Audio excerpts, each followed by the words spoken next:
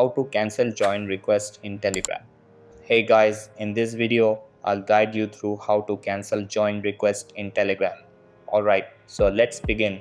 Sometimes you get added to groups or receive join requests, but you're just not interested. Well, I'm here to show you how to take control of that. So to cancel join request in Telegram, first open up your Telegram app and make sure it is updated to latest version available. Then head over to the settings by clicking on the three lines icon in the top left corner. Then go to settings. Once you're there, navigate to privacy and security. Scroll down and then click on invites. Now take a look at the options here. By default, it might be set to everybody, which means anyone can add you to groups without your consent.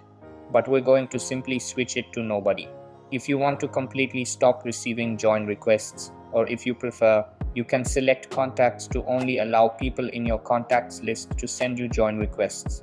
For me, I prefer to keep it on nobody to avoid any unwanted requests. And that's it. You've now successfully cancelled any join requests on Telegram. So that's basically how you can cancel join request in Telegram. So that's all for this video. Consider subscribing if you find it helpful, and I'll see you in the next one. Thanks.